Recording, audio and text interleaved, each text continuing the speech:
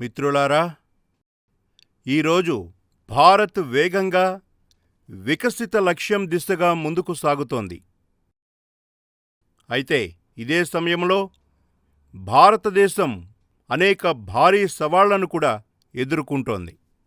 మిత్రులారా, కరోనా కాలంలోనే ప్రపంచం సప్లై చైన్ పరంగా చాలా పెద్ద సంక్షోభంలో కూరుకుపోయింది.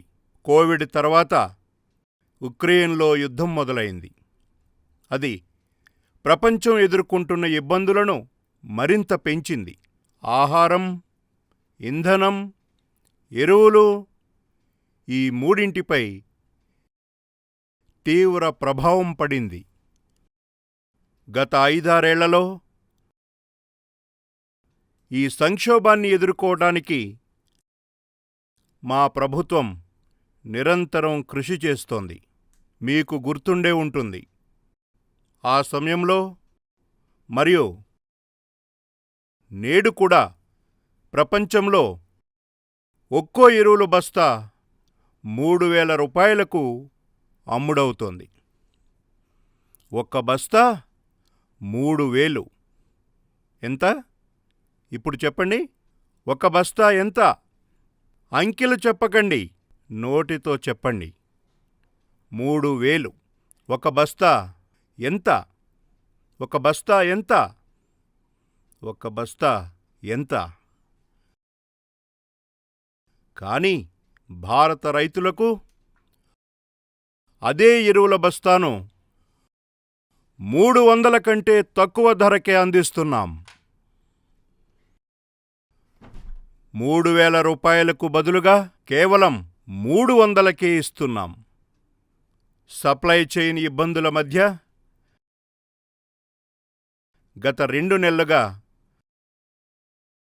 మన పొరుగునే ఇంత పెద్ద యుద్ధం జరుగుతోంది.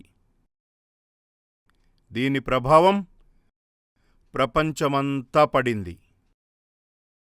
భారత్పై మరింత తీవ్ర ప్రభావం చూపింది. మిత్రులారా, భారతదేశం పెద్ద పెద్ద చమురు బావులు కలిగి లేదు.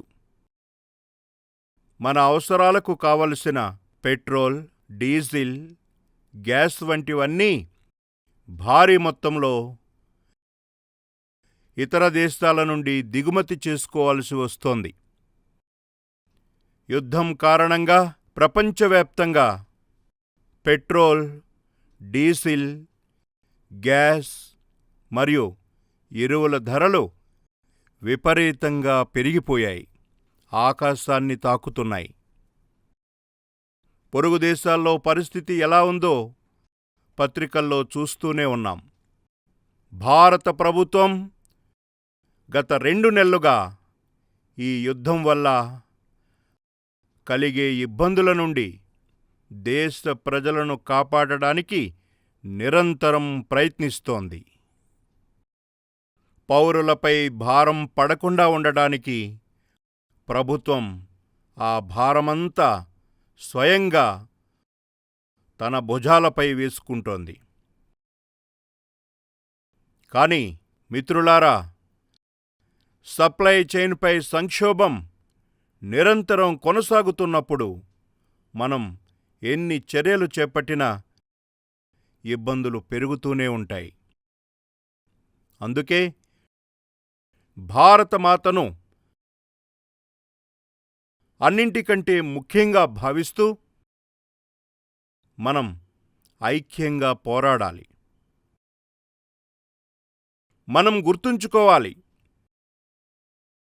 దేశం కోసం ప్రాణాలు అర్పించడం మాత్రమే దేశభక్తి కాదు. దేశం కోసం జీవించటం మరియు దేశం పట్ల మన విధులను నిర్వర్తించటం కూడా దేశభక్తే అవుతుంది. అందుకే అంతర్జాతీయ సంక్షోభ సమయంలో మన విధులకు అత్యంత ప్రాధాన్యతనిస్తూ కొన్ని సంకల్పాలు తీసుకోవాలి. ఆ సంకల్పాలను పూర్తి అంకిత భావంతో నెరవేర్చాలి. ఉదాహరణకు, ఓ పెద్ద సంకల్పం ఉంది. పెట్రోల్, డీజిల్ను పొదుపుగా వాడటం. మిత్రులారా, మనం పెట్రోల్, డీజిల్ వినియోగాన్ని తగ్గించాలి. మెట్రో సౌకర్యం ఉన్న నగరాల్లో మనం ఖచ్చితంగా మెట్రోనే వాడాలని నిర్ణయించుకోవాలి. వీలైనంత వరకు మెట్రోలోనే ప్రయాణించాలి. ఒకవేళ కారులో వెళ్ళటం తప్పనిసరి అయితే కార్ పూలింగ్ ప్రయత్నించండి. మరికొందరిని కూడా మీతో తీసుకెళ్ళండి. ఒకవేళ మనం ఎక్కడికైనా సరుకులను పంపాల్సి వస్తే వీలైనంత వరకు రైల్వే గూడ్స్ సర్వీసుల ద్వారా పంపడానికి ప్రయత్నించండి. రైల్వేలు విద్యుదీకరణ చెందటం వల్ల పెట్రోల్, డీజిల్ అవసరం ఉండదు. ఎలక్ట్రిక్ వాహనాలు ఉన్నవారు కూడా వాటిని ఎక్కువగా ఉపయోగించేలా ప్రయత్నించాలి. మిత్రులారా, కరోనా సమయంలో మనం వర్క్ ఫ్రమ్ హోమ్ చేశాం. ఆన్లైన్ మీటింగ్స్ పెట్టుకున్నాం. వీడియో కాన్ఫరెన్స్ వంటి అనేక వ్యవస్థలను అభివృద్ధి చేసుకున్నాం. వాటికి మనం అలవాటు పడ్డాం కూడా.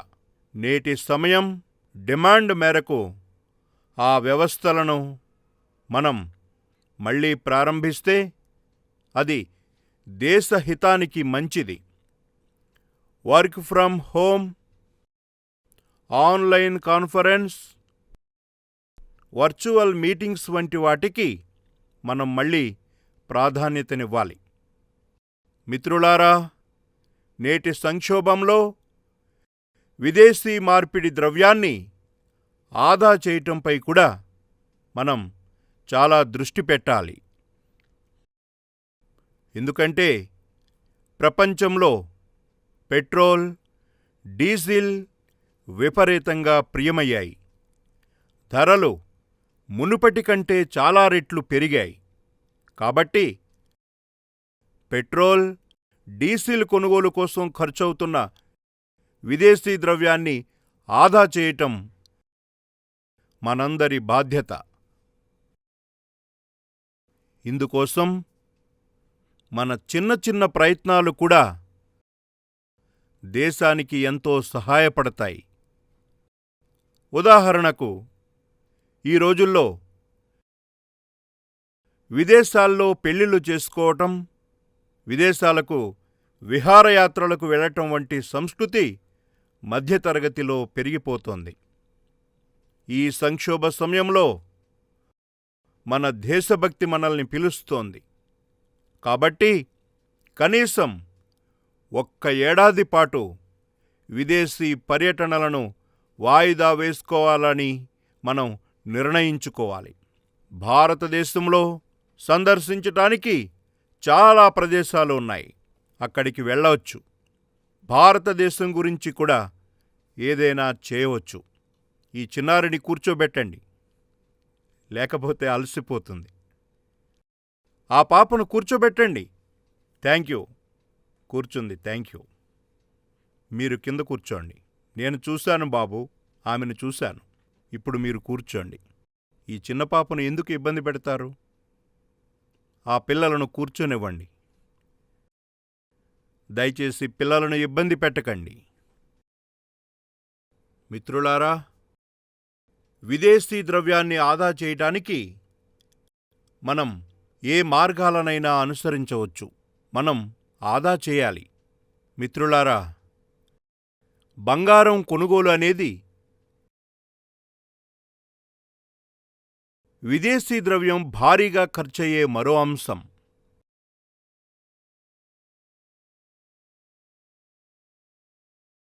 ఒక కాలంలో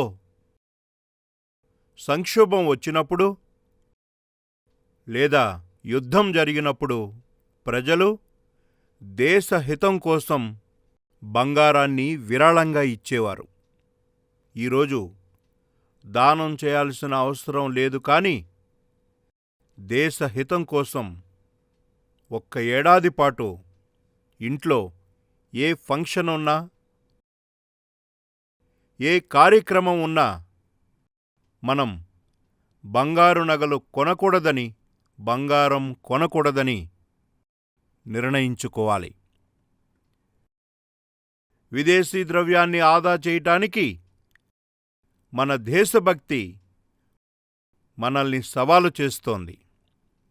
మనం ఈ సవాలును స్వీకరించి విదేశీ ద్రవ్యాన్ని ఆదా చేయాలి. మిత్రులారా, ఇది మరో పెద్ద పాఠం నేర్చుకోవాల్సిన సమయం కూడా. ఒకప్పుడు మనం రాగిని ఎగుమతి చేసేవాళ్ళం. కానీ నేడు భారత్ ఎదుట అలాంటి పరిస్థితి ఏర్పడింది.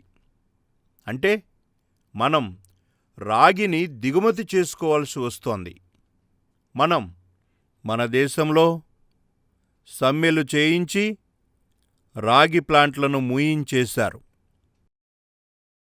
ఇప్పుడు పరిస్థితి ఎలా ఉందంటే, మనం రాగిని బయట దేశాల నుండి తెప్పించుకోవాలి. దానికి విదేశీ ద్రవ్యం ఖర్చవుతోంది. అందుకే నేను కొన్ని కార్మిక సంఘాలను కోరుతున్నాను. మనం ఇలాంటి విషయాల పట్ల ఖచ్చితంగా దృష్టి పెట్టాలి. భారత్ స్వయం సమృద్ధి సాధించకుండా అడ్డుకునే చర్యలకు మనం దూరంగా ఉండాలి.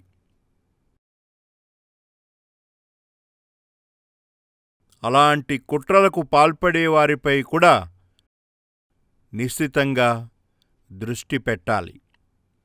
దేశ న్యాయస్థానాలను కూడా నేను కోరుతున్నాను. ఇలాంటి పరిస్థితుల్లో దేశ హితం కోసం ఏదో ఒక మార్గం చూపేలా అడుగులు వేయాలి. మిత్రులారా, అలాగే వంట నూనె విషయంలో కూడా దీని దిగుమతి కోసం మనం భారీగా విదేశీ ద్రవ్యాన్ని ఖర్చు చేస్తున్నాం. ప్రతి కుటుంబం వంట నూనె విషయంలో కొంచెం తగ్గింపు చేస్తే, నేను పదే పదే చెబుతున్నాను, ఒక 10% తగ్గించండి. మనం నూనె వాడకాన్ని తగ్గించినా అది దేశభక్తికి సంబంధించిన పెద్ద పని అవుతుంది. మీరు దేశ సేవలో పాలు పంచుకోవచ్చు. దీనివల్ల దేశ ఖజానా ఆరోగ్యం మెరుగుపడుతుంది మరియు కుటుంబ సభ్యుల అందరి ఆరోగ్యం కూడా బాగుపడుతుంది. మిత్రులారా, విదేశీ ద్రవ్యం ఎక్కువగా ఖర్చయ్యే మరో రంగం మన వ్యవసాయం. మనం భారీ మొత్తంలో బయట నుండి రసాయన ఎరువులను దిగుమతి చేసుకుంటున్నాం. రసాయన ఎరువుల వ్యవసాయం వల్ల మన ధరిత్రీమాత ఎంతో వేదనకు గురవుతోంది. మన పొలాలు నాశనమవుతున్నాయి. ఈరోజు మనం మన పొలాలను కాపాడుకోకపోతే భవిష్యత్తులో పంటలకే ముప్పు వస్తుంది. అందుకే రసాయన ఎరువుల వాడకాన్ని 25% లేదా 50% తగ్గించటం చాలా అవసరం. దానితో పాటు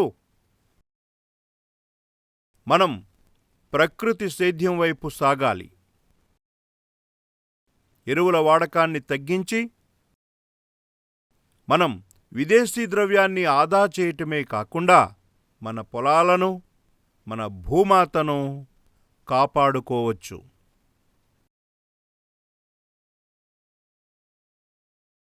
ఇది మనం చేసి తీరాలి.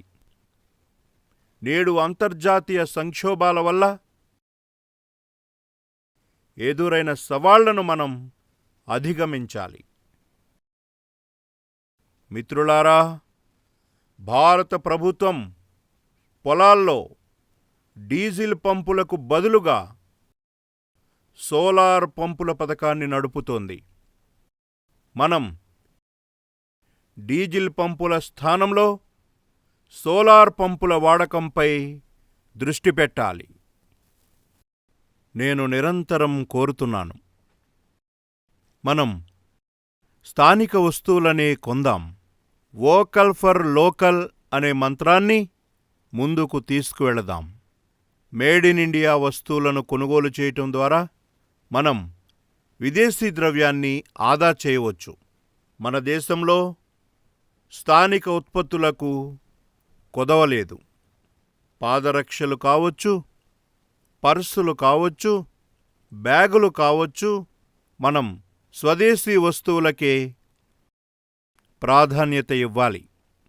మీ దగ్గర ఉన్న విదేశీ వస్తువులను లేదా విదేశీ బ్రాండ్లను తీసి బయట పారేయమని నేను చెప్పటం లేదు.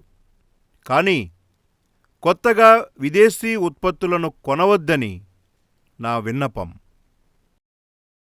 నిజానికి మన దైనందిన జీవితంలో ఎన్ని విదేశీ వస్తువులు తెలియకుండానే వాడుతున్నామో మనకు అంచనా కూడా ఉండదు. మిత్రులారా, నేను స్వదేశీ గురించి మాట్లాడితే దీపావళి ప్రమిదలు కొనటమే స్వదేశీ అని ప్రజలు భావిస్తారు. ఇది భ్రమ కలిగించే విషయం. దీనివల్ల విజయం లభించదు. మన ఇంటి అవసరాలకు వాడే వస్తువుల జాబితా తయారు చేయాలి. ఎన్ని విదేశీ వస్తువులు మన ఇంట్లోకి చేరిపోయాయో చూడాలి. మనకే తెలియదు.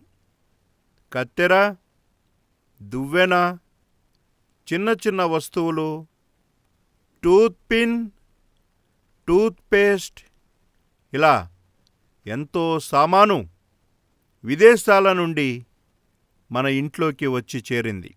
జాబితా చూసి సాధ్యమైనంత త్వరగా వాటిని స్వదేశీ వస్తువులుగా మార్చుకోవాలి.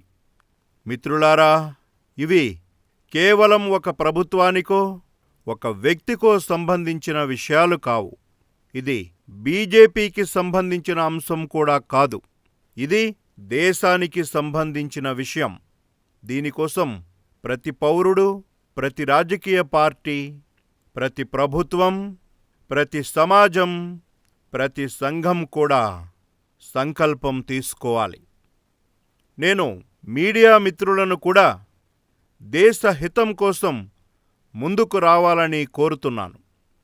రండి, దేశభక్తి భావాన్ని రగిలించండి మరియు దేశాన్ని, ఏదైతే ప్రపంచ సంక్షోభం కొనసాగుతుందో ఈ సంక్షోభాల ప్రయోజనాన్ని దేశం పొందాలి. పరిస్థితులపై పట్టు సాధించేలా అలాంటి ఓ వాతావరణాన్ని సృష్టించడానికి మనమంతా కృషి చేయాలి. అప్పుడే దేశం విజయవంతమవుతుంది. ఇలాంటి సంకల్పాన్ని ప్రతి పౌరుడు పూర్తి నిజాయితీతో అప్పుడే భారత్ ప్రతి సంక్షోభాన్ని జయిస్తుంది.